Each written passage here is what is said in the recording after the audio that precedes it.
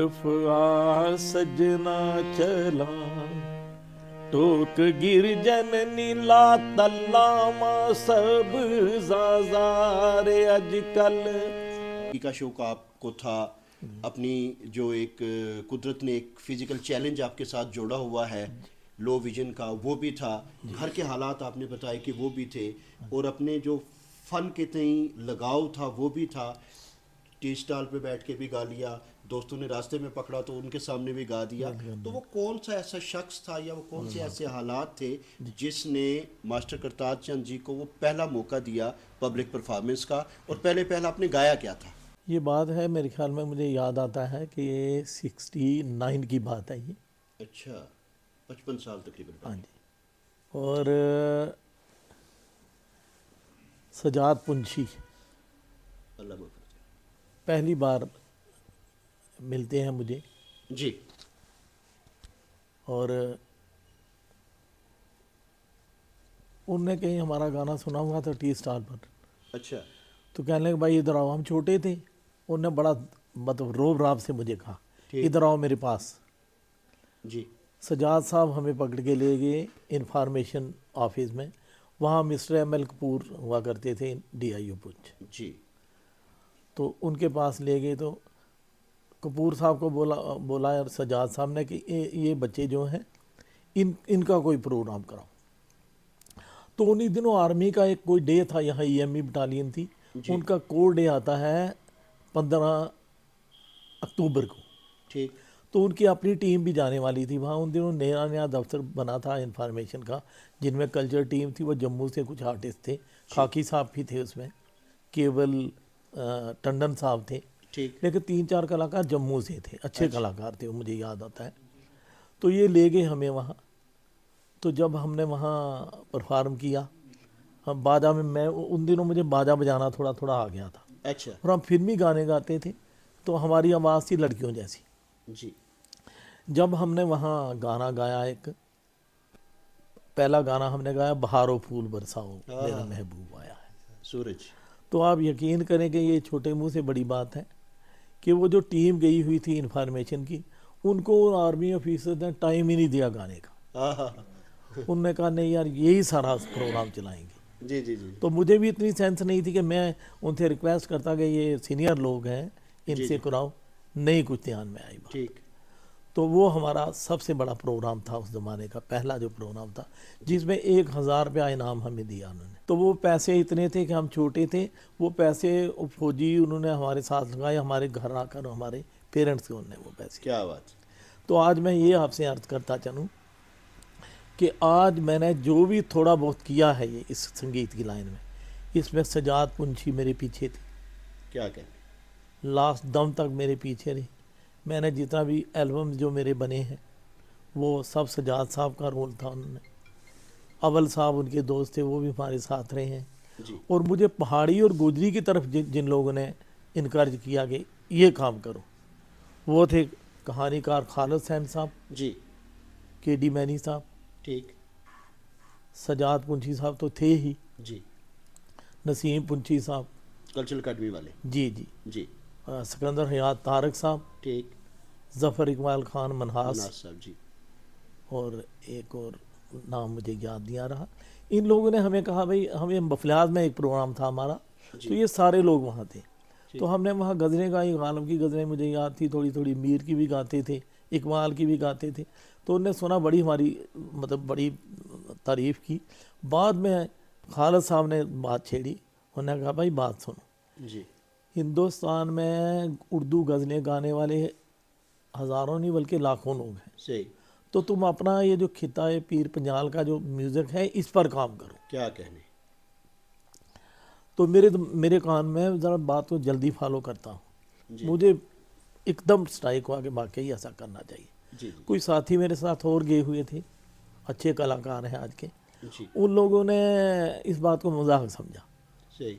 मैं पुंछ पहुँचा आकर सीधा चला गया सिकंदर हाद साहब के घर।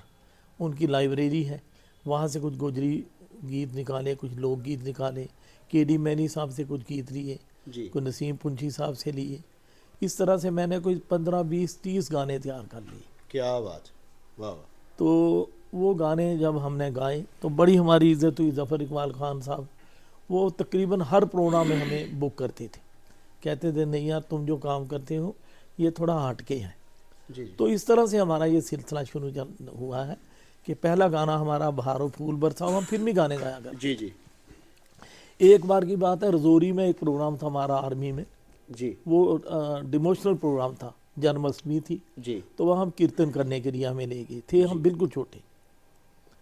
तो जब वो हमारा प्रोग्राम पहले दिन हुआ तो दूसरे दिन उनके कर्नल थे मिस्टर भगत सिंह जी थे, वो सरदार जी, उन्होंने कहा भाई इन लड़कों को जाने नहीं देना, इनसे हम कल फिल्मी गाने सुनेंगे, सुना ये फिल्मी गाने बड़े अच्छे गाते हैं। अच्छा तो जनाब उनने बहुत बड़ी स्टेज बनाई, हम छोटे छोटे थे उन दिनों भी, ये भी उन्हीं दिनों की बात है, 70 की बात है यहाँ। ठीक तो हमने जब वो प्रोग्राम किया तो बड़ी इज्जत दी उन्होंने, कुछ पैसे वगैरह इनाम भी दिया हमें, खैर ये तो छोटी बातें, लेकिन बहुत इनकरेज किया उन्होंने, बड़ी अच्छी साउंड लगाई हुई थी। अगले दिन सुबह हम बाजार गए कुछ चक्कर लगाने के लिए, राजौरी में आज रजौरी में, जी तो लोग आपस में बातें कर रहे हैं, यार इधर एक बहुत बड़ा प्रोग्राम था, कोई लड़कियां आई हुई थी पंजाब से गाने गा जी जी तो इस तरह से ये हमारी जो इनकरेजमेंट होती रही आप जैसे लोगों से की वजह से। तो मास्टर जी एक बात पूछूं, ये करणजीत सिंह जी उनका भी म्यूजिक मेरे गुरु हैं सर, आपके बड़े दोस्त रहे, बिल्कुल। मेरे ख्याल में उनकी भी कोई कंट्रीब्यूशन रही आपको? मैंने सीखा है उनसे जी, कंट्रीब्यूशन नहीं बल्कि मैंने क्लासिकल सीखा है उनसे। जी जैसे मेरे उस्ताद जो थे, मैं जो स्कूल में मेरे रामकृष्ण भारद्वाज जी बहुत बड़े कलाकार थे, वो सोमनाथ जी दुबे, किशन लंगू जी, जिनको वो आपको याद होगा वो जो गुलशन गुलफाम और वो सीरियल आया था जी सीरियल था ना उनका, जी जी जी बिल्कुल तो उसके म्यूज़िक डायरेक्टर थे वो। इन लोगों से मैंने सीखा है। करणजीत सिंह जी का मुझे इस बात के लिए मैं बात करूंगा शर्मा साहब आपसे कि हमारी बदकिस्मती है कि हम लोग उन लोगों से कुछ ले नहीं पाए। सही पुंछी लोगों की बहुत बड़ी बदकिस्मती है। करणजीत सिंह जी एक ऐसे फनकार थे जो कि नेशनल लेवल के नहीं बल्कि इंटरनेशनल लेवल के वो यकीन आर्टिस्ट थे, खाली परफॉर्मर नहीं थे, उस्ताद थे वो। जी जी ये लेकिन आपके बड़े अच्छे दोस्त थे, और कई बार वो जब आके वापस जाने वाले होते थे तो हमें कह के जाते थे बिल्कुल, कि इनका आप ख्याल ये कर रहे हो तो बिल्कुल, मास्टर जी बिल्कुल। इनकरेज करो, हेल्प करो, और प्रोग्राम कराओ, फंक्शन करवाओ। और जनाब करणजीत सिंह जी कोई मजबूरियों के कारण यहाँ फंस गए, शादी हो गई, बच्चे हो गए, नहीं निकल पाए, वरना उन वो बहुत सरदार सोहन सिंह जी एक आगरा घराने के बहुत बड़े फनकार हुए हैं। जी वो ऐसे फनकार हुए हैं सर क्लासिकल म्यूज़िक के जिनका 10 बार नेशनल प्रोग्राम हुआ है, क्या बात है, उनके शागिर्द थे वो। वाह वाह वाह वाह। और उसके बाद पंडित मदन लाल बाली जी, हाँ जो कि पंडित दिलीप चंद्र बाली जी के शागिर्द, उनके साथ रहे हैं वो दिल्ली यहाँ और बेगम चंडीगढ़ परवीन में। सुल्ताना के साथ संगत परवीन सुल्ताना के साथ उनने तानपुरा प्ले किया है। जी उनने गुलाम मुस्तफा खान साहब ने उनको बुलाया, जो ठुमरी के कलाकार थे, बहुत बड़े आर्टिस्ट। उन्होंने उनको कहा बम्बई आ जाओ, जी नहीं जा पाए, कुछ मजबूरियां थी घर की। तो ये है कि ये हमारी बदकिस्मती है कि हम लोग जी मास्टर जी बहुत सराहना। बातें बहुत सी जी। हैं, बल्कि वो कहें कि जी कई दिन गुजर जाएंगे लेकिन वो बातें, वो यादें, वो लम्हात जिनका तज़किरा आप कर रहे हैं वो ख़त्म नहीं होंगे। जी। लेकिन ये ज़्यादती होगी हम सब के साथ भी और सब सुनने देखने वालों के साथ भी जी। कि मास्टर जी से अगर तबर्रुकन हम कुछ सुने ना, तो मेरी गुजारिश रहेगी जो भी आप हमें नवाजना चाहें, जो भी आप कुछ थोड़ा बहुत अता करना चाहें, तो ये आपका बड़ापन होगा अगर आप हमें कुछ सुना दें। मैं सुनाता हूँ जी। एक्चुअली सर्दियों में मेरा गला ख़राब रहता है, जी जी ये पिछले 5-10 साल से अब थोड़ी बुजुर्गी आ गई ना, जी उसकी वजह से वो गला बहुत ख़राब रहता है सर्दियों में। तो गर्मियों में ठीक हो जाता है, या हीटर वगैरह के पास बैठूँ तो गला ठीक रहता है। जी जी तो ऐसे बड़ी परेशानी है, लेकिन फिर भी मैं आपको टूटा जी, क्या जी, सुनाऊँ सर आपको, जो आपका दिल करे सर। जो आप कहें। कोई खाल साहब क्या सुनने जी? वो पहाड़ी वाला है रशीद कमर साहब का, जिसका मैं फ़ैन हूँ, हाँ हाँ वो भी है सर, थोड़ा सा वो भी सुनाता हूँ, शुरुआत उसी से करें। फिर कोई एक आध गज़ल सुनाता हूँ। जी जी ठीक है जी। जहाँ तक आप कंफर्टेबली। नहीं मुझे कोई दिक्कत नहीं। जी जी जी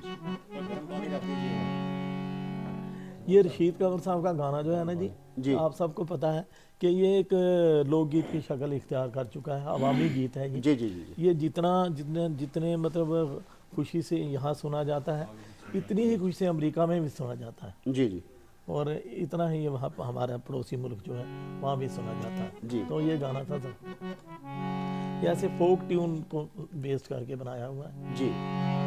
ऐसा था, दिल कम्या कलेजा माड़ा डोलिया, दिल कम्या कलेजा माड़ा डोलिया,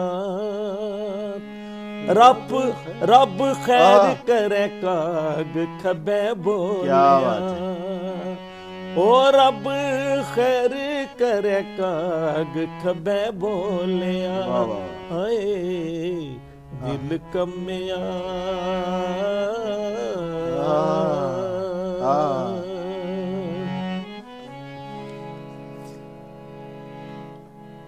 दित्ती कुकड़े मुंडे ने चढ़ी बाग में, आसा कच्चियां गी लगी गई लांग वे, वाह वाह वाह वाह वाह। अखी दिख दिख रस्ते नी थकियां, बदी गई मिगी सजना नी तांग वे, यादां गमां ने बुए किया नी खोलिया, यादां गमां ने बुए किया नी खोलिया, रब खैर करे काग खबे बोलिया, ओ रब खैर करे काग खबे बोलिया, हाय दिल कम्या।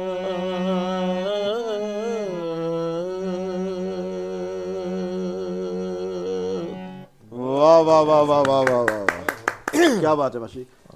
लेकिन मास्टर जी ये गल है ਜਿਹੜਾ रशीद कमर साहब ने गीत कंपोज किया गाया गया जी, ये 99 ने आस पास हाँ, ये बिल्कुल। रिकॉर्ड होया पहली दफा मेरी याद पैना कि मैं आपू रिकॉर्ड किया है गाना हाँ, खुर्शीद ते राथर साहब की आवाज़ पहले जी, पहले रिकॉर्ड होया जी, जी। ते लेकिन हाँ जी, 1998-99 का वक्त आन तो पहले ना जो फेज गया जिस मास्टर करतार चंद की एक पछाण पहले बनाई नहीं सी पहले ही ਉਹ ਕਿਹੜੇ ਕੋਈ ਗੀਤ ਸੇ ਤੁਸੀਂ ਜਿਸ ਤਰ੍ਹਾਂ ਦੱਸਿਆ ਤੁਸੀਂ ਮੁਹਤਰਮ ਸਿਕੰਦਰ ਯਾ ਤਾਰਕ ਸਾਹਿਬ ਕੋਲੋਂ ਗੋਜਰੀ ਨੇ ਕਲਾਮ ਲਿਆ, ਨਸੀਮ ਪੁੰਛੀ ਸਾਹਿਬ ਕੋਲੋਂ ਲਿਆ, ਖੁਸ਼ਦੇਵ ਮੈਨੀ ਸਾਹਿਬ ਕੋਲੋਂ ਕੋਈ ਗੀਤ ਲੇ, ਤੇ ਇਹਨਾਂ ਤੋਂ ਪਹਿਲੇ ਉਹ ਕਿਹੜਾ ਕੋਈ ਐਸਾ ਗੀਤ ਸਾ ਜਿਸ ਤੁਹਾਡੀ ਇੱਕ ਪਛਾਣ ਬਣਾਈ ਸਟੇਜ ਪਰ ਜਾਂ ਕਲਚਰਲ ਅਕਾਦਮੀ ਵਿੱਚ ਜਾਂ ਰੇਡੀਓ ਵਿੱਚ ਜਾਂ ਟੀਵੀ ਵਿੱਚ? ਇਹ ਪਹਾੜੀ ਗੋਜਰੀ ਨਾ ਜਾਂ ਕੋਈ ਉਰਦੂ ਨਾ? ਕੋਈ ਵੀ ਜਿਹੜਾ ਤੁਸਾਂ ਦੀ ਪਰਫਾਰਮੈਂਸ ਰੇਡੀਓ ਟੀਵੀ ਪਰ ਪਸੰਦ ਕੀਤੀ ਗਈ ਹੋਵੇ। ਇੱਕ ਮੇਰੇ ਉਹ ਬੈਤ ਬੜੇ ਪਸੰਦ, ਜਿਹੜੇ ਸਜਾਦ ਪੁੰਛੀ ਸਾਹਿਬ ਨੇ ਬੈਤ ਸਨ ਜੀ ਜੀ ਗਿਰਜਨ ਢੋਕ ਵਾਲੇ ਜੀ, ਅਗਰ ਕੋਈ ਦੋ ਬੈਤ ਅਤਾ ਉਹ ਵੀ ਸਰ, ਕਰੋ। ਉਹ ਵੀ ਬਹੁਤ ਲੋਕਾਂ ਨੇ ਪਸੰਦ ਕੀਤੀ, ਅੱਜ ਵੀ ਲੋਕ ਕਰਦੇ ਆ।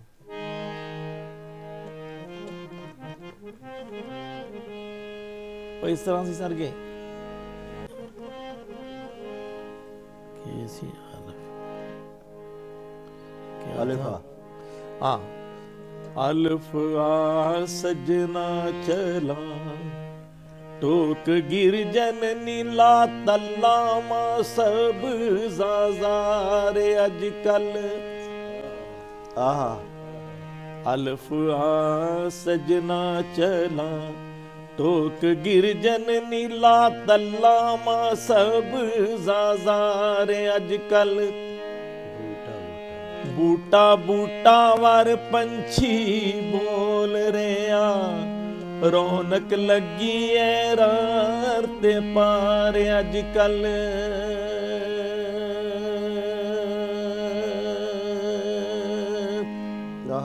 अच्छा ये लाइन थी सर, ये रवायत थी जी जी। अब इसमें मैंने जो अमेंडमेंट की है वो ये है, जी जी।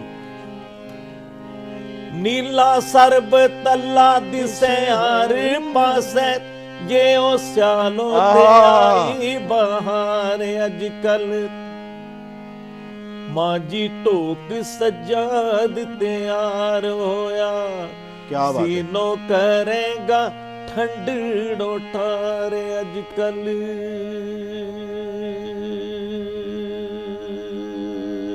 वाह वाह वाह वाह वाह वाह। प्रोफेसर एक बात मैं अर्ज़ करना चाहूँ कि फ़नकार तो वैसे ही हसास होता है, जज्बात से सरशार लबरेज, लेकिन मास्टर जी ने जो मोहतरम सज्जाद साहब का तज़किरा किया और अब उनका ये बैत भी हमने सुना, बल्कि सीआरपी का एक बंद है कि अलीफा सजना। शेख साहब जाद साहब 10 दिसंबर को रुखसत हुए इस दुनिया से, अभी 23 में। उनकी तदफीन के लिए तकरीबन सारा शहर वहाँ मौजूद था। तो जो हमारा शहर खामोशा है, हमारी अहले तशरीफ़ बरदरी का डुंगस राधे श्याम मंदिर के गेट के बिल्कुल सामने, वहाँ मास्टर जी एक कोने में एक बेंच पे बैठे हुए हैं। मास्टर जी को भी ये याद नहीं होगा, क्योंकि जज्बात में की हुई बातें वो दिल से निकलती हैं, दिमाग के साथ उनका ताल्लुक कम होता है कि मेमोरी का हिस्सा बने। लेकिन मैं वहाँ गवाह था इस बात का, आप साथियों को भी बताना चाहूँगा। मैं वहाँ था, मेरे साथ गुलनाज चौहान थे जो उनके मास्टर जी के शागिर्द हैं। तो गुलनाज की आवाज़ मास्टर जी ने पहचानी तो गुलनाज को बुलाया, गुलनाज इधर आ। गुलनाज पास गया। बड़ी जज्बाती बात है जो मास्टर जी ने वहाँ कही, पता नहीं इनको याद भी नहीं होगी। कहने लगे, गुलनाज अब से थोड़ी देर बाद सजाद को दफन कर देंगे, मैं तो देख नहीं सकता, या तो आखिरी बार मेरी तरफ से उन्हें देख के आ। तो ये है मास्टर करतार कि जो अपने चाहने वालों के साथ, अपने मोहसिनों के साथ जज्बाती वाबस्तगी रखते हैं। वगरना एक शख्स चला गया, आप हाजिर हो गए, अब जो हमने एक रस्म बना लिया, बस हाथ जोड़े वर्षा के सामने और चले गए। लेकिन मास्टर जी का वो जेस्चर मुझे आज भी याद आता है, और जब मैं उस बात को कहीं तन्हाई में भी याद करता हूँ तो आंखें नम होती हैं कि ये होता है एक इमोशनल रिश्ता। यकीन कोई फ़नकार या सच्ची दिल से मोहब्बत रखने वाला शख्स ही इस बात को कर सकता है। ये सिलेक्टेड लोग होते हैं, आर्टिस्ट जो हैं, और दिल से सोचते हैं, और खुदा ऐसे अनायत तो करता नहीं सही, आदमी पे। सही, खास सही। खास आदमी खास बात है जी, मैं बाकी भी साथी हैं, उनसे भी हम यकीनन कुछ सुनना चाहेंगे। साथी हैं यहाँ खालिद अमीन साहब जो कि एसएसपी हैं ओहदे से, 3 टेन्योर्स इन्होंने पूंछ में दिए अपने फ़राइज़ मनसबी की अदायगी के सिलसिले में। तो खालिद साहब से हम ये जानना चाहेंगे कि आपके जो तीनों टेन्योर्स हैं, ये जो तीसरा चल रहा है, यकीनन मास्टर जी से मिलना मिलाना सुनना वो सिलसिला चलता रहा, तो आपने इनको कैसा पाया और किस तरीके से आपने मास्टर जी को एज ए फ़नकार और एज ए ह्यूमन बीइंग पाया, उसका एक मुख्तसर तज़किरा अगर आप करना चाहें तो। खान साहब, मैं आपसे शेयर करता चलूँ, आने से पहले मेरे जज्बात कुछ और थे, तो फिर आज इनकी कहानी असल में पहली बार सुनी, और ये मेरे जन्म से 3 साल पहले की थी। एक ज़िंदा तारीख़ मेरे सामने बैठी हैं। 1969 से इन्होंने शुरू किया, और उससे पहले यकीनन मेहनत थी उसके पीछे, और तलब थी कि मैं कुछ इस फील्ड में कर पाऊँ। सबसे बुनियादी बात कि ये डिफरेंटली एबल्ड होने के बावजूद वो कर गए जो हम सब कुछ होने के बावजूद शायद ना पहुंच पाए, बहुत ना कर सकें। बहुत इनसे हमें सबसे पहले ये प्रेरणा लेनी है, नौजवान नस्ल को ये सीख लेनी चाहिए कि कोई भी चीज़ आपकी अगर अज़म बुलंद हैं, हौसले बुलंद हैं, पुरज़म हैं, तो आड़े नहीं आ सकती है। सही। वो मेहनत मुसलसल करते करते जो आज 2024 में ये पहुँचे यहाँ तक, मैं समझता हूँ कि वो जो अवार्ड इन्हें दिया गया है वो इन्होंने कबूल करके उस एजाज़ को एजाज़ बख्शा है। वाह वाह वाह वाह, कमाल की बात ये है। बहुत अच्छा, बहुत अच्छा। 2014 में मैं पहली बार यहाँ आया था, तो DSPDR होने के नाते बहुत से प्रोग्राम करवाने पड़ते हैं, इनसे राब्ते हुए, कुछ और लोग भी थे। इनके अंदर एक इखलास था, बेलोस तरीके से ये काम करते थे, उसके अंदर कहीं मुझे लालच का अंसर नज़र नहीं आया। जी, दोनों टेनियर्स के अंदर इनसे मुलाकातें स्टेडियम के अंदर भी रहीं, 15 अगस्त 26 जनवरी, और उसके बगैर भी कहीं प्रोग्राम हुए तो वहाँ पे इनकी परफॉर्मेंसेस देखने का मौका मिला, और ये शौक़ भी रहा कि इनसे मुलाकातें जारी रहें। इस बार का वाक़या मैं सुनाता हूँ कि main superintendent district jail Poonch, हमारा ये प्रोग्राम रहता है, शेड्यूल रहता है कि हम जो इनमेट्स हैं उनके लिए इंटरटेनमेंट का सामान करें। तो जी ने वहाँ से रब्ता किया कि मैं जेल में आके परफॉर्म करना चाहता हूँ, क्या बात है, बहुत अच्छा। बग़ैर किसी मुआवजे के, खुद टीम लेके पूरी आए। 3-4 घंटे का प्रोग्राम हुआ, ज़बरदस्त इंटरटेनिंग प्रोग्राम हुआ। इनकी बच्चियाँ थी साथ में, उन्होंने कमाल की परफॉर्मेंस दी, और मास्टर जी को कहना कि उनकी परफॉर्मेंस कैसी होगी वो आप सोच ही सकते हैं। मैं इनका फ़ैन उस दिन बना इस दौरान, इसी 2023 में, जब असगर सामून जी यहाँ पे दौरे पे आए और डाक बंगलों में एक लिमिटेड सी एक म्यूज़िकल इवनिंग रखी गई। वो मेरी फेसबुक पे लाइव भी मौजूद है। उस दिन मैंने इनको बहुत करीब से जाना और ये देखा कि कितना टैलेंट बंदे के अंदर है। वाह। और ये एक छोटी सी जगह के अंदर, अगर मैं सोचता हूँ कि ये लखनपुर के पार होते तो आज किसी और मुकाम पे होते। बेशक। अगर इतने दूर दराज इलाके में इनकी शख्सियत में इतना निखार आया और अपने आप को इतना ये पहचानेंगे तो वहाँ बड़े प्लेटफार्म के ऊपर अपॉर्चुनिटीज़ बड़ी होती है। वहाँ सही। यहाँ जाहिर सी बात है, चीज़ें अब इंटरनेट के दौर में आसान है चीज़ें, पहले चीज़ को पहुँचाना बहुत मुश्किल हुआ करता था। जी। तो मैंने जिसकी डिमांड इनसे की पहले कि ये सुनाइए, यकीन माने कि वो पिछले दिनों मुझे यूट्यूब पे मिल नहीं रहा था, तो फेसबुक पे फिर मैंने रशीद कमर साहब को फ़ोन किया कि मेरे साथ वो शेयर करो, क्योंकि मुझे कभी कभी उसका ना मतलब नशा आता है कि मैं वो कलाम सुनूं और वो इन्हीं की आवाज़ में सुनूं। दिल कमिया कलेजा मोड़ा डोलिया, फिर पूरा आप सुनेंगे ना तन्हाई के अंदर तो आपको कैफियत तारी हो जाती है। तो मैं मुबारकबाद देता हूँ इनको और शुक्रिया अदा करता हूँ स्टेट गवर्नमेंट का, और ये उम्मीद करता हूँ कि मास्टर जी, और मैं फिर सोचता हूँ कि 50 साल की ज़िंदा तारीख़, उससे पहले के दौर को छोड़े, अगर 52 साल मेरी उम्र होने वाली और ये 55 साल का वाक़या सुना रहे हैं और ये कितने मराइल उन्होंने देखे, तो मैं एक बार ऑफ दी कैमरा चाहूँगा कि इनके साथ हम सब बैठें और खुल के बात करें, जी जी। जिसमें फार्मेलिटीज़ ना हो, जिसमें गलतियों की गुंजाइश भी रहे। यहाँ बड़ा मोहतात रह के बात करनी पड़ती है। तो मैं शुक्रिया अदा करता हूँ ज़मरुद साहब की तरफ से कि ये यहाँ आए, यहाँ बैठे और हमें नवाजा इन्होंने, और उम्मीद करता हूँ कि फ्यूचर में अल्लाह ताला इनको सेहत अता फरमाए, तंदुरुस्ती अता फरमाए और हमें ये महसूस करते रहें।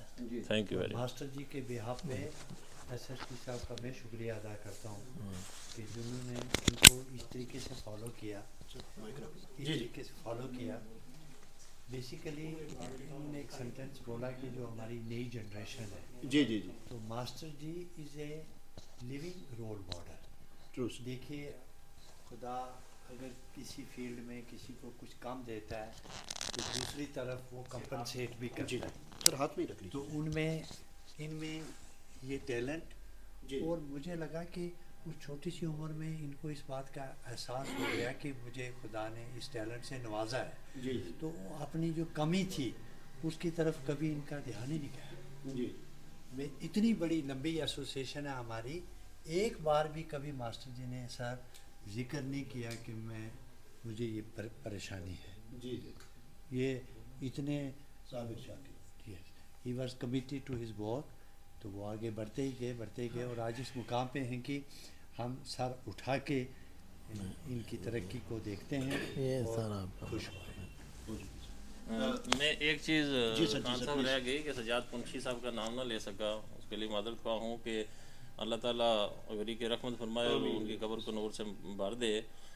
कि सजाद साहब तो चले गए और एक हीरे को तराश के हमारे सामने रख के, वाह वाह। बेशक। ये उनकी याद, जब किसी ने कंट्रीब्यूट किया होता है तो फिर बातें बाद में चलती हैं। बेशक बेशक। वो सब फितरतन तो- एक बड़े कंस्ट्रक्टिव और एनर्जिक आदमी थे। जैसे हम जैसे छोटे आदमी जो उनके अजीज़ थे, काम कर रहे हैं, मैं पढ़ा रहा हूँ या कॉलेज में चला रहा हूँ, लेकिन वो आदमी आएगा इतना इनकरेज करके जाएगा, जो नहीं हुआ कभी उसकी तरफ इशारा भी नहीं करना, जो थोड़ा सा हुआ है उसको बढ़ा चढ़ा के। वाह। तो ये उस सजाद मुंशी साहब के हवाले से बताऊं कि मैं उनका फ़ैन कब बना, 2014 में मैं वॉक कर रहा था कृष्ण चंद्र पार्क में, तो एक वेल सूटेड बूटेड आदमी था, तो मैंने कहा बरादरी का बंदा है, बात करते हैं। तो जब वो आए तो उन्होंने 4 मिसरे सुनाए, वो मैं तो भूल चुका हूँ, लेकिन यकीन माने कि उन 4 मिसरों ने उनकी पूरी शख्सियत ज़ाहिर कर दी और मैं उनका फ़ैन हो गया कि ये बड़े लेवल का आदमी है। पहली मुलाकात थी, चलते चलते किसी ने तारुफ करवाया, जी। तो मैं मशकूर हूँ उनका और दुआ गो हूँ कि अल्लाह ताला उनकी मग़फ़िरत फरमाए, जो मास्टर साहब जैसा हीरा तराश के हमें देखेगी। सर सजाद साहब के बारे में एक बात करता चलूँ, जी बस। शायद फिर मौका ना मिले। कि हुआ ये कि ये बात है 87 की। जी। मुझे कुछ अपने दोस्तों की वजह से कुछ मुझे हार्ट हुआ, मैं कुछ परेशानियाँ आई मुझे। जी। तो मैंने जहन में सोचा, और मेरा एक, मैं आपसे अर्ज़ करूँ, कि मुझे खुदा ने एक मतलब एक चीज़ बख्शी हुई है कि जब भी मुझे कोई परेशानी आती है ज़िंदगी में तो मैं सोचता हूँ तो मेरा कोई ना कोई रास्ता नया बन जाता है। बेशक। तो मैं कुछ परेशान था, मैंने सोचा क्या करूं। मैंने सोचा चलो गोजरी पर काम करता हूं, गोजरी के कुछ गाने ऐसे डमी रिकॉर्ड करते हैं, ठीक। उसके बाद बात करते हैं। सजाद साहब कश्मीर थे, जम्मू में अटैच थे डायरेक्टर ऑफिस। मैंने 6 गाने कंपोज किए जिनमें जिनमें 2-3 लोकगीत थे, कुछ गीत थे। मैनी साहब का गाना भी था उसमें, जी। बाबू नूर मोहम्मद नूर साहब का गाने थे 2-3, ठीक। 2-3 लोकगीत थे। तो मैंने एक हमारे वेलविशर है, मैं उनका नहीं बताऊंगा आपको नाम, वो मुझे कहते थे यार दिल्ली में मेरी बहुत बड़ी जान पहचान है, तुम कोई तैयारी करो, तुम्हें दिल्ली ले चलेंगे तो तुम्हारा कोई वहाँ एल्बम बनाएंगे। मेरे म्यूज़िक में मैं खुद नहीं गाना चाहता था, मेरा गला ख़राब रहता है शुरू से, क्योंकि मैंने लोगों के साथ सरपाइयाँ कर करके ना अपना गला ख़राब किया हुआ है। जी। तो मैंने जनाब गाने कंपोज किए, तो मैंने उन लोगों को बुलाया अपने घर में, और आप यकीन करेंगे 200 रुपये उधारे किसने लिए, मैंने पैसा नहीं था कि मैंने उनको एंटरटेनमेंट चाय चाय पिलाऊंगा, ठंडा ठंडा पिलाऊंगा। ये जुलाई महीने की बात है। ठीक। मैंने उनको गाने को सुनाए तो उन्होंने मेरी तो बड़ी तारीफ की। बाहर जाकर लोगों से कहने के देखो यार ये पागल हो गया है बंदा, अच्छा। ये दिल्ली जाकर ये काम करेगा, दिल्ली में थोड़ी दुनिया बैठी है। अच्छा। मेरे पास वो बात पहुंच गई, मुझे बड़ी फीलिंग हुई। मैंने कहा कोई बात नहीं। मैं चला गया जम्मू, सजाद साहब से मिला। मैंने कहा सर ये काम करना है। कहने लगे कोई परवाह नहीं, ये काम करेंगे, कितना पैसा लगेगा। मैंने कहा जी पैसा नहीं लगेगा, सिर्फ आप मुझे दिल्ली ले चलो, किसी कंपनी से बात करूँगा, उनको हम कन्विंस कर लेंगे और करेंगे ये एल्बम। जी। एक और मेरे फ्रेंड थे, उनकी भी डेथ हो गई है, इंजीनियर थे, बड़े अच्छे इंसान थे। दोनों ने जनाब उस ज़माने में 50,000 रुपया अपनी जेब में डाल के तो मुझे 87 में। 87 दिल्ली चले गए। मैं, सूरी सिंह, अपने सजाद साहब और मिस्टर एमएल वो थे, मिस्टर दीन दयाल डोगरा नाम था उनका, बड़े कमाल के आदमी थे। ये वहाँ जनाब हमने कंपनी में बात की, मैक्स कंपनी में। अच्छा। एक एल्बम के लिए बात की, तो वो मिस्टर अशोक मेहता थे उनके जो मालिक थे, वो कहने लगे नहीं नहीं हम 2 एल्बम बनाएंगे आपकी, जी। तो आप करो। उन्हें डेट भी दे, दिसंबर महीने की बात है ये। हम जब दिल्ली गए तो 3 मार्च की उन्हें डेट दे दी। अच्छा। हमने वो 2 एल्बम बनाए वहाँ, आप यकीन नहीं करेंगे, आपको सुनाऊंगा कभी। वही मैं अर्ज कर रहा हूँ कि उनको रिलीज़ करना है हम सब ने मिलके। ठीक। तो यहाँ सब चले गए। बस ये कैसेट की शक्ल में है आज भी आपके पास या सीडी पे है? नहीं, मैं पेन ड्राइव में करवा लूँगा, सीडियाँ भी हैं, कैसेट भी हैं, जी जी जी। लेकिन वो मैं करवाऊँगा, पेन ड्राइव में करवा लूँगा सारा वो जी। सामान। उसमें 3 वालियाँ मेरे गुजिया रमज़ा के नाम से हैं, बाबा जी साहब बाबा जी का साहब कलाम, लारवी रहमतुल्लाह अलैह का। वो भी हैं। जी जी। उसमें अमन की गड्डी भी है, लेकिन चलो अमन की गड्डी के अभी हालात नहीं है करने के। जी। तो उसके बाद और भी हैं 1-2। हाँ, एक सैफन मलूक है सूरी सिंह का, हाँ। एक इसका सुचा बोल नहीं किया मैंने, जो इस वक्त रेडियो पुंछ रेडियो भी करता है, जी जी। सैफ की, जी जी। ज़ार साहब का। खुदा बख्शदार साहब का। हाँ, जी जी। तो वो जनाब सजाद साहब हमें दिल्ली ले गए, और उन गलियों में हमारा हाथ पकड़ पकड़ के तो उन्होंने चलाया हुआ है, क्या बात। और इतना जुनून था उनको। और मैं आज ये दावे से कहता हूँ आपको सर, आज जी। तो कंप्यूटराइज ज़माना है ना, आज रिकॉर्डिंग है, आज कोई भी बंदा थोड़ा सा टैलेंट वाला सिंगर बन सकता है, बड़ी सारी ऑटो चीज़ें, ट्यूनिंग है, सारा कुछ है। जी जी। वो लाइव रिकॉर्डिंग है। जी। और मैं आपको ये यकीन से कहता हूँ कि आप सुनेंगे खुद अंदाज़ा लगाएंगे कि ऐसे एल्बम आज तक नहीं बन सकते। जी जी।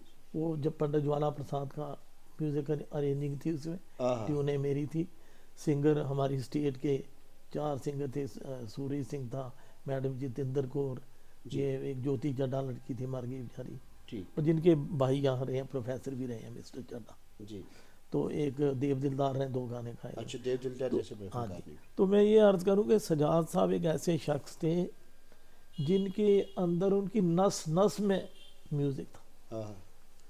और वो कुछ भी करने के लिए तैयार हो जाते थे। जी।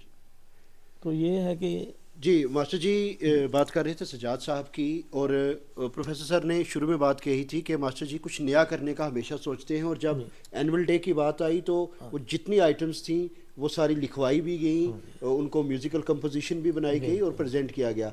मैं ज़ाती आपको बताऊं कि जो थोड़ी तुकबंदी में गोजरी पहाड़ी शायरी में करता हूं, उसमें मास्टर जी की 2 कंट्रीब्यूशंस बहुत बड़ी हैं। मैं रेडियो में यहाँ पुंछ में प्रोग्राम प्रोड्यूस करता था गोजरी और पहाड़ी का। तो जब कोई हमारा त्यौहार आता था सनातन का, तो मेरे पास कोई एक भजन भी नहीं होता था कि क्या मैं बात है, वो चला सकूं वहाँ।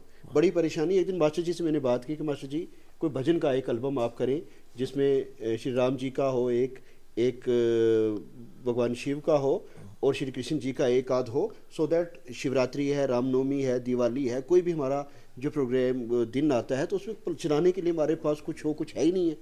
तो मास्टर जी कहने लगे जी है जड़ा बोला है तो वह बुआ खोला है, तो लिखा हुआ किसी ने कुछ नहीं है। मैंने मास्टर जी का एल्बम रिकॉर्ड किया, 4 भजनों पर मुश्तमिल था। तो मास्टर जी ने एक चीज़ कही कि एक मेरी पसंद पे आप लिखें, बाकी जो मर्जी। इन्होंने कहा जी कि दोहे की ट्यून उन दिनों देवाशीष दास मुखर्जी ने बहुत सारे दोहे गाए, रहीम के भी और संत कबीर के बहुत ज़्यादा, उसके वॉल्यूम्स आए उन्होंने। तो मास्टर जी ने कहा जी एक तो आप दोहे लिखो। उससे पहले मैंने दोहा कभी नहीं लिखा था। दोहा पहाड़ी में मैंने लिखे, मास्टर जी ने वो कंपोज किए, और उसके अलावा मैंने 3 भजन लिखे, श्री कृष्ण जी का भी, रामचंद्र जी का भी, एक जनरल लिखा, और एक वो 4 वो एल्बम ऐसा हुआ पहाड़ी में ना उससे पहले किसी ने भजन लिखे थे और मेरी नॉलेज में आज भी नहीं है। और वो सारा सहरा मास्टर जी को जाता है, यहाँ ये सही करना है या सही। एनीवे मास्टर जी आपकी जो खिदमात हैं उससे कोई इनकार नहीं कर सकता। आप देख लें कि हम यहाँ 3 पीढ़ियाँ तकरीबन बैठी हुई हैं। प्रोफेसर साहब के आपके हम बच्चों जैसे हैं, हारून मुझसे भी मज़ीद छोटे हैं, खलील छोटे हैं। तो मैं हारून साहब से गुजारिश करूँगा यहाँ आएँ और अपने जो तजुर्बात रहे हैं ज़िंदगी के मास्टर जी जैसी नाबगाह रोज़गार शख्सियत के साथ, उनका ज़रा तज़किरा फरमाएँ। बहुत शुक्रिया खान साहब। सबसे पहले तो मैं मास्टर जी को मुबारक देना चाहूँगा कि उन्हें उनके फ़न के लिए रियासत की तरफ से, हमारी यूटी की तरफ से अवार्ड से, एजाज़ से नवाजा गया है। लेकिन मेरा ये ज़ाती ख़्याल है कि ये जो इन्हें एजाज़ दिया गया है, इनका जो फ़न है उससे बढ़कर है। और अल्लाह बोल का भी मैं शुक्रिया अदा इसलिए करना चाहूँगा कि ये अपना इखलाकी फ़र्ज़ निभा रहे हैं कि हमारे जो मकामी फ़नकार हैं, और करतार चंद को मैं एक असासा समझता हूँ अपना, और ये हमारा असासा हैं, इन्हें महफूज किया जा रहा है। और ये एक हमारी बड़ी बदकिस्मती है कि हमारा जो ये ख़िता है, हम अपनी मुकामी ज़ुबानों की तरफ जो है बहुत कम ध्यान दे रहे हैं। ख़ास तौर से नौजवान नस्ल के अंदर जो रुझान है, वो हमारा जो अपना एक सिलसिला है कि हम दूसरी ज़ुबानों की तरफ तो हैं, लेकिन अपना जो विरसा है, अपनी जो ज़ुबानें हैं, अपनी जो तहज़ीब है, उस तरफ जो है नौजवान नस्ल जो है वो बहुत कम दिखाई दे रही है। तो मास्टर जी का जो फ़न है, ये मुझे लगता है कि हमारी नई नस्ल के लिए एक मुस्तनद हवाला है। कल कोई पहाड़ी या गोजरी ज़ुबान पे काम होगा, गीतों पे काम होगा, लोकगीत लोक अदब पे काम होगा, तो ऐसी शख्सियत जो है हवाला बनेंगी, हमारी मुस्तनद हवाला बनेंगी। तो मुझे याद है हमारे उस्तादों के उस्ताद और हमारे भी टीचर शर्मा सर यहाँ पर बैठे हैं, और डॉक्टर ज़मुर्द मुग़ल को भी मालूम है, जब हम कॉलेज में थे, जब हमने शऊर की आँख खोली, आप ये कह लीजिए कि उस वक्त कुछ कौमी त्यौहार हमारे होते थे कॉलेज में, तो वहाँ मौसीकी के प्रोग्राम होते थे। तो पहला तारुफ हमारा वहाँ हुआ। शर्मा साहब हम प्रिंसिपल भी रहे हैं उस ज़माने में। हम कभी 26 जनवरी पे, 15 अगस्त में कोई प्रोग्राम होता था, फिर बहुत से प्रोग्राम करने का मौका मिला, फिर रेडियो पे मास्टर जी को हमने सुना, फिर कुछ स्टेज कंडक्ट करने का मुझे भी मौका मिला। मैं तो जो एक बात आपने कही थी, फिर खालिद साहब ने भी कही, उससे कंटिन्यू करूँगा। एक फ़ितरी कमज़ोरी को मास्टर साहब हमेशा के लिए लेके तो कहीं गुमनामी की ज़िंदगी भी गुजार सकते थे, लेकिन इन्होंने उस फितरी कमज़ोरी को अपनी ताकत बनाई। और ये बहुत कम होता है कि इंसान अपनी किसी फितरी कमज़ोरी को अपनी ताकत में बदल दे, और फिर इतना टफ इनका सफ़र रहा ज़िंदगी का। अभी जो ये कह रहे थे किस तरह से बसों से इन्होंने वो काम अपना शुरू किया, और आज इस मकाम पे हैं कि हमारी कौमी सतह पर मास्टर जी की बहुत सारी सैकड़ों जो है वो एल्बम्स भी हैं और पहचान भी है। रेडियो टीवी के भी ये मुस्तनद जो है वो ए ग्रेड आर्टिस्ट हैं। तो ये जो सारा सफ़र है, बकौल शायर के आसानियों से न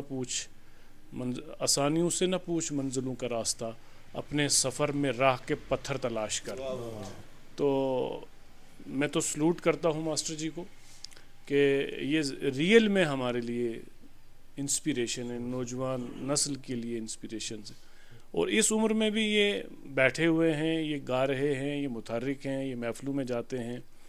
और ख़ास तौर पे उन्होंने जो सजाद साहब की बात की, तो मैं समझता हूँ कि सजाद साहब का जो किरदार था वो एक ऐसा किरदार है कि आज मास्टर जी जो बात कर रहे हैं कि किस तरह से, मुझे भी थोड़ा बहुत याद है कि कई बार मैंने देखा सजाद साहब इन्हें जनाब गाड़ी में लेके कभी जम्मू जा रहे हैं, कभी एल्बम रिकॉर्ड कराने के लिए दिल्ली पहुंच रहे हैं। तो एक बार फिर मैं मुबारकबाद दे के आपसे सिर्फ एक सवाल पूछना चाहूँगा कि कभी आपको महसूस हुआ कि ये जो आपकी फितरी कमज़ोरी थी कि ये आड़े आई, कभी आप मायूस हो गए कि भाई बहुत सी ज़िंदगी में परेशानियाँ आती हैं इंसान को, तो आपने सोचा कि मैं छोड़ दूँ, यह सब मेरे से नहीं होगा? तो कभी आपको ऐसा महसूस हुआ कि बेशक आपको अल्लाह ताला ने एक कमज़ोरी का शिकार किया, लेकिन उससे ज़्यादा मुझे याद है, जो एक बात मैं करूँगा, इतना ज़बरदस्त हादसा है मास्टर जी का। एक बार हम कोई बात, कभी रेडियो पे होते थे, कभी या मैं कोई अनाउंसमेंट करता था या इनसे इधर से हमने बात की या कोई शेर इन्होंने सुना पहाड़ी गोजरी का, फ़ौरन जो है वो इनके हाफजे में महफूज हो गया। तो अल्लाह ताला ने आवाज़ें एक बात की, दूसरी बात सलाम करते थे, हम पहचान लेते। इन्होंने पहचान लिया। तो इस बारे में ज़रा हमें बताइएगा, ताकि बहुत से सुनने वाले लोग भी हैं कि किस तरह से आपके सफ़र रहा, ये कठिनाई कहीं आड़े आई आपके इस फ़न के? बात यह है जी कि ये मैं आपसे अर्ज़ करूँ कि मेरी बड़ी खुशकिस्मती है और खुदा ने मुझे ये एक इतना अच्छा मौका दिया हुआ है कि मैं कभी अकेला नहीं रहा जी। मैं जब भी रहा हूँ मेरे साथ कोई ना कोई बंदा रहा है। और मैं जब अकेला होता हूँ ना, तो भी मैं अपने साथ 50 लोगों को अपने जहन में रखता हूँ। क्या बात। मैं हर टाइम हर वक्त कोई ना कोई थिंकिंग करता रहता हूँ, चाहे वो म्यूज़िक के प्रति हो, चाहे वो समाज के प्रति हो, चाहे वो, हालांकि मैं पॉलिटिकल आदमी नहीं हूँ, मैं किसी पॉलिटिकल पार्टी के साथ कभी आज तक नहीं जुड़ा हूँ, लेकिन मैं थोड़ा सा पॉलिटिक्स की मुझे शौक़ है। और मैं हर तरह की पॉलिटिक्स जो है मैं पूरा रेडियो को मॉनिटर करता हूँ, BBC से लेकर अमेरिका तक, अमेरिका से लेकर पाकिस्तान तक, पाकिस्तान से लेकर इंडिया के जितने भी स्टेशन हैं, न्यूज़ से वाबस्ता रहता हूँ, अदब के साथ वाबस्ता रहता हूँ। तो मैं जब कभी अकेला होता हूँ और सोचूं कि मैं बोर हो रहा हूँ, तो मैं अपनी गज़लें रिवाइव करना शुरू कर देता हूँ। उर्दू की गज़लें किसी एक शायर को ले लेता हूँ और उसकी 10-20 गज़लें जो मुझे याद होती हैं वो मैं याद करता हूँ। कई बार कई मिसरे भूल जाते हैं, फिर मैं अपने ज़हन लगाता हूँ, याद करता हूँ। तो ये है कि मुझे आज तक ये याद नहीं आता कि मुझे कोई ज़िंदगी में परेशानी रहती है, या आई साइड मोतिया हो गया आँख में। अब पहले मैं अकेला चलता फिरता था, अब सबको पता है, अब मैं अकेला नहीं चल सकता। लेकिन यह है कि खुदा का बड़ा करम है कि मैं अकेला नहीं चलता हूँ। तो मैं किसी को, ये मेरे साथ आए हैं ज़फ़ीर सैन जी, ये सुरकोट के हैं और पिछले 10 साल से मेरे साथ चल रहे हैं। अपनी फैमिली को छोड़ के मेरे पास ये आए थे सिर्फ 1 घंटे के लिए। सुबह 11 बजे मैंने इनको बुलाया था, तो मैंने इनसे कहा था 12:30 आप चले जाना। तो ये प्रोग्राम हमारा चेंज हो गया, ये हमारे साथ है और रात को ही मेरे साथ रुकेंगे। तो इस तरह से सब आप लोगों की दुआओं से, ये सब आप सब की दुआओं का असर है ये। और ये सच्चाई बयान कर रहा हूँ मैं कि मैं आज जो भी थोड़ा सा ये कर सका हूँ, और आज आप मेरा नाम ले रहे हैं। हालांकि आप बढ़ चढ़ के मेरी बात कर रहे हैं, मैं इतना बड़ा कलाकार नहीं बन सकता था, लेकिन कुछ मजबूरियाँ, वो आदम साहब ने कहा है ना कि अपनी कोताहियों की जद में हूँ, कोई शिकवा नहीं मुकद्दर से। बड़े मौके आए ज़िंदगी में मुझे दिल्ली सेटल होने के, और आपको सुनाऊँ 89 में मुझे 30,000 रुपये सैलरी पर एक म्यूज़िक डायरेक्टर रखना चाहता था दिल्ली में। मैंने सिर्फ म्यूज़िक कंपोज करना था, तो मैं नहीं जा पाया। कुछ ऐसे हालात थे, कुछ ऐसे साथी थे जिनको मैं छोड़ना नहीं चाहता था। तो लेकिन शुक्र है खुदा का कि मैं आज भी जिंदा। तो एक बात आखिरी में आपसे जानना चाहूँगा कि अब आप जो नौजवान नस्ल है हमारी जी, तो आप क्या कहना चाहेंगे, कैसा उनका मुस्तकबिल देख रहे हैं? पहाड़ी गोजरी लोक अदब की तो हमारा ये विरसा जो है किस तरह से आगे बढ़े, और किस तरह से हमारी नौजवान नस्ल में कोई फनकार हो जो इस लेगेसी को आगे लेके चले? बिल्कुल। देखें, ये संगीत जो मैंने जब शुरू किया था, मैंने हो समय मैं प्रोग्रेसिव मूवमेंट के साथ जुड़ा हूँ जी, पहली बात तो ये जी।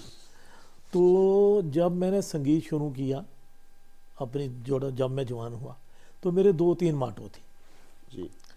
एक मेरा ये माटो था कि संगीत को माध्यम मान के जो नौजवान हैं उनको अपने साथ जोड़ूंगा, ताकि नौजवान जो है वो गलत रास्ते पर ना जाएं, और उसमें कामयाब भी रहा हूँ मैं, ऐसी बात नहीं। बड़े सारे लोगों से मैंने शराब भी छुड़ाई है, बड़े सारे लोगों को मैंने इस तरह से मोटिवेट किया है अपने साथ जोड़ के संगीत के साथ। हालांकि वो इतने अच्छे टैलेंटेड नहीं थे, फिर भी मैंने उनको, मेरा काम है, मैं डिस्करेज नहीं करता किसी को। बहुत अच्छी बात, बहुत अच्छी बात। तो मैं नौजवानों को अपने साथ जोड़ के, और मैं ये चाहता, मेरा एम ये है कि नौजवान जो है वो देश की उन्नति में किसी तरह से भी अपना योगदान दें। जी। दूसरा मेरा ये माटो था, जो आप पहले भी हम डिस्कस कर चुके हैं, कि खिता की पीर पंजाल का जो म्यूज़िक है, जो यहाँ का फोकलोर है, उस पर काम किया जाए। दूसरा ये नौजवानों को मैं यही एक मेरा मैसेज रहेगा कि संगीत से ऊपर कोई चीज़ नहीं है, ये कि इसको बोलते हैं सर चढ़ के बोलने वाला जादू है। जी। जिसमें देखें, जिसमें जानवर, अगर आप गाना गा रहे हो ना, तो जानवर भी वहाँ सुनते हैं गाना। आहा।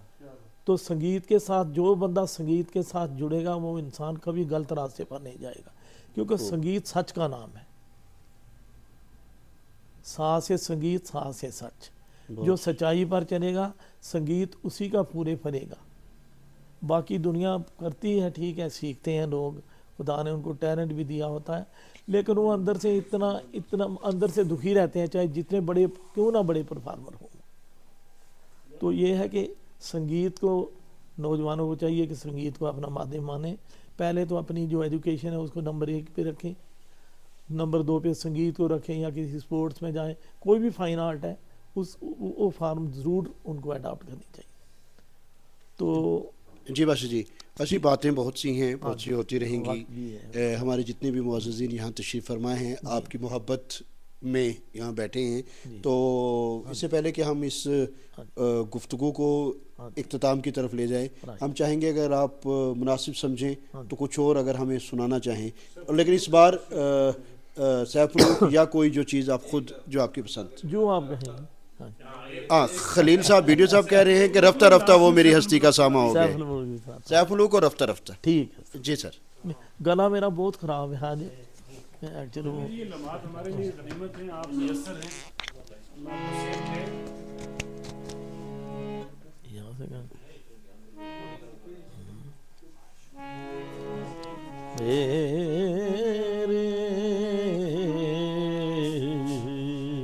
ये मैं थोड़ा सा डाउन रख रहा हूँ स्केल है। जी जी जी जी। और मैं ये कहूँ कि खलील साहब के साथ रहकर मैंने बहुत कुछ सीखा है इनसे। इकट्ठे एक स्कूल में नौकरी की है ना। ये बड़े लिटरेरी आदमी हैं, इंसान दोस्त हैं, और मैं बहुत कुछ इनसे मैंने सीखा रियली। जी जी।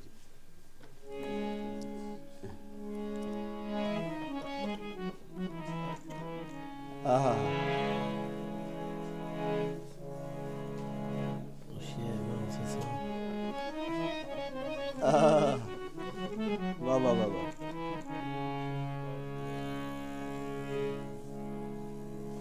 अब गज़ल की मुनासबत का कोई शेर मुझे याद नहीं आ रहा इस वक्त। तो मैंने एक मुशायरे में एक गज़ल सुनी थी पाकिस्तान से, जी जी। आज से 40 साल 50 साल हो पहले। वो मुझे इतना था कि मुझे वो एक बार सुनने से चीज़ें याद हो जाती। बिल्कुल वो बिल्कुल। गज़ल के शेर आपको सुनाता हूँ। जी जरूर सर, जरूर सर। फिर उसके बाद वो गज़ल जी। रफ्ता रफ्ता वो ऐसा था। अब है क्या लाख बदल गर्दिश दौरा की तरह, मैं हूँ जिंदा तेरे टूटे हुए पैमा की। वाह वाह वाह वाह वाह वाह वाह वाह वाह वाह वाह वाह वाह वाह वाह वाह वाह। और कोई आहट कोई दस्तक न शनासा आवाज, खाक उड़ती है दरे दिल पे बियाबान की तरह। वाह वाह वाह वाह वाह वाह वाह वाह वाह वाह वाह। तू मेरी जात मेरी रूह मेरा हुस्न कलाम। क्या बात है। देख अब तो न बदल गर्दिशे दौरा की तरह। की तरह। आहा। और ये कि जी। मैं तेरी बज़्म से निकला था नजर की सूरत। मैं तेरी बज़्म से निकला था नजर की सूरत। आहा। मैं तेरी बज़्म से निकला था नजर की सूरत। अब ना यूं देख मुझे दीदाए हैरान की तरह।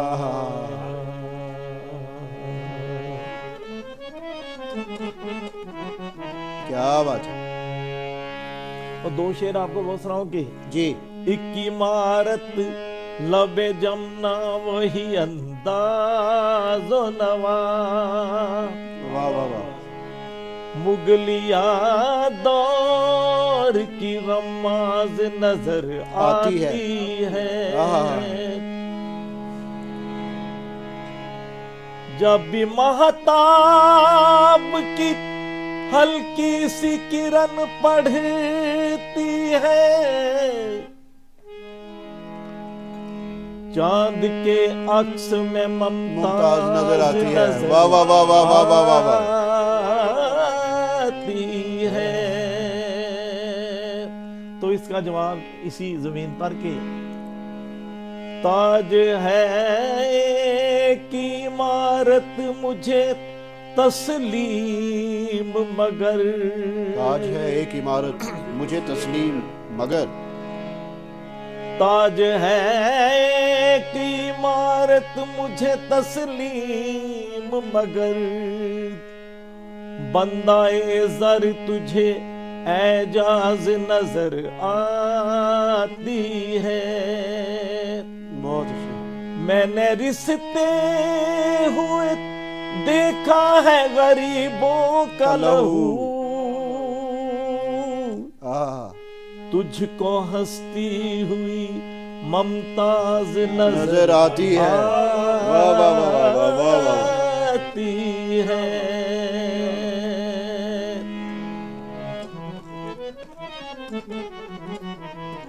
तो एक शेर जो कि मैंने खलील साहब से याद किया था, उसके बाद वो आता जी। वो था कि सुन के चूड़ी फरोश की आवाज। क्या बात है। सुन के चूड़ी फरोश की आवाज। तेरी नाजुक कलाई याद आई। तेरी नाजुक कलाई याद आई। खूबसूरत मंजर। जबरदस्त मंजर। रफ्ता रफ्ता वो मेरी हस्ती का सामा हो गए।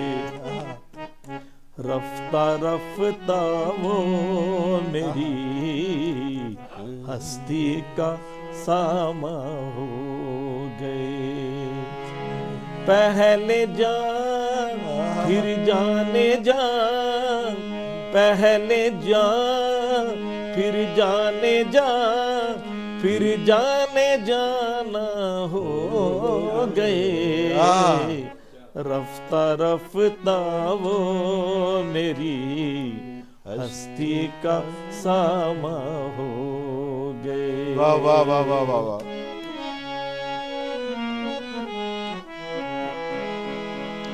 दिन व दिन बढ़ती गई इस हुस्न की रानाइयाँ।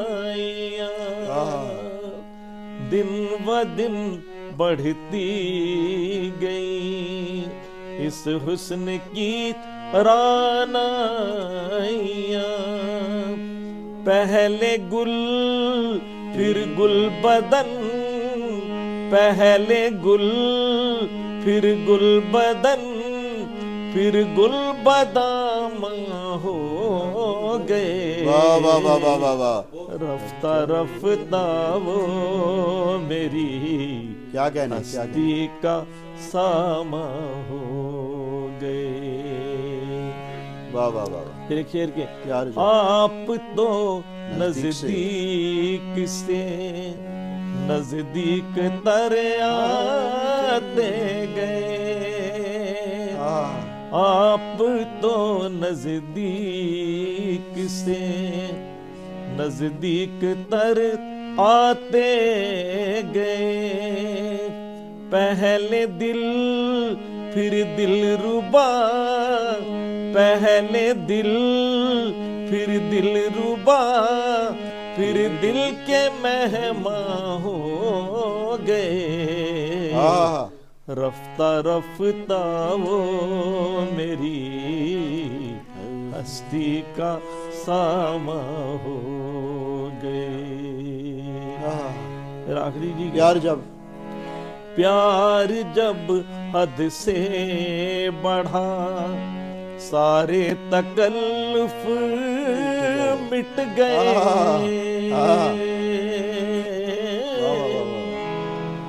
प्यार जब